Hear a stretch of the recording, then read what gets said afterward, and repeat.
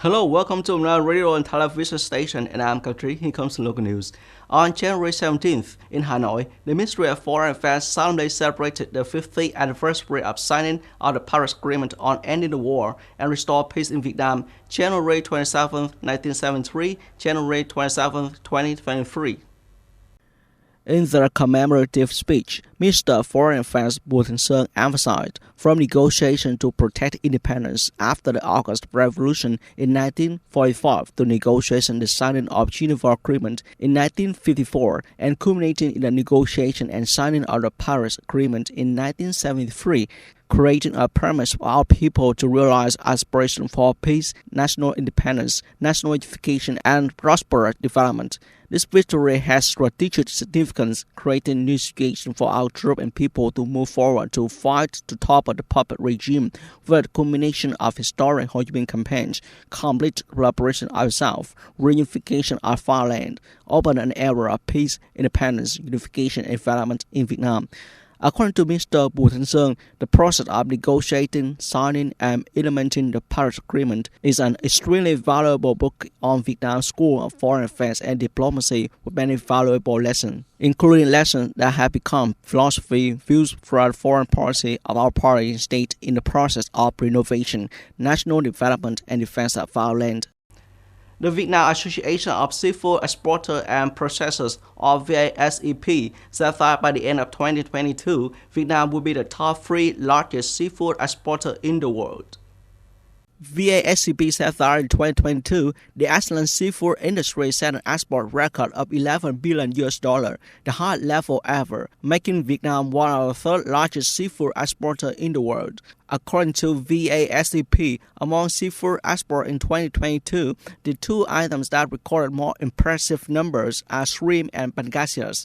According to statistics, 95% of seafood export enterprises are domestic enterprises. This is a very high rate, which can even be considered against the trend with the majority in the current economy, where about 70% of large export enterprises belong to FDI Group. The demand for travel detail increases, causing air tickets to many routes from Ho Chi Minh City to other localities sold out, or high ticket prices. Because the daytime flight time frames are very crowded, airlines have increased night flights to meet an increased demand of people during the third holiday.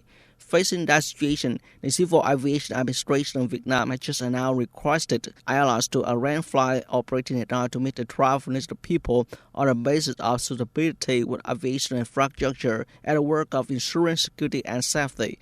In addition to developing plans to increase flights and increase night flights, airlines also need to focus on arranging vehicles and human resources to serve flights during Lunar New Year and Spring Festival 2023. With delays and cancellation, the Civil Aviation Administration of Vietnam emphasized that airlines must develop plans to minimize flight delays and cancellations. For the first time since Ukraine conflict broke out, Chairman of Joint Chiefs of Staff Mark Milley met with the Commander-in-Chief of Armed Forces of Ukraine, General Valery Zaluzhny. The U.S. also has begun training Ukraine on how to use Patriot missiles.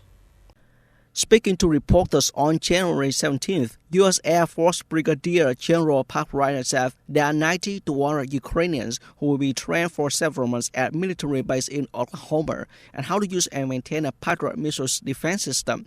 The U.S. has previously supplied a Patriot system to Ukraine to bolster its air defense against Russian missile attacks. The U.S. Patriot is a mobile surface-to-air missile system designed to intercept ballistic and cruise missiles and aircraft. Yesterday, UK Secretary of State for Indo-Pacific, Anne-Marie Trevelyan, expressed hope that Britain will join a comprehensive and progressive agreement for Trans-Pacific Partnership, or CPTPP, in the near future. In an interview with NHK news agency, Trevelyan said the CPTPP agreement was considered to be really important by the UK government. She said, "We're very excited about the prospect of becoming a member. I hope in the near future, the CPTPP will be a really important market to join, and Britain will bring a breadth of training opportunities and onshore innovation alongside economic and wider digital opportunities." Ms. Trevelyan added that the Indo-Pacific region was absolutely critical to the UK's future economic interests, accounting for nearly 60% of the world's trade. She said Britain wants to work alongside countries that believe in free trade and the value of democracy. That's all for today. Thank you for watching and goodbye.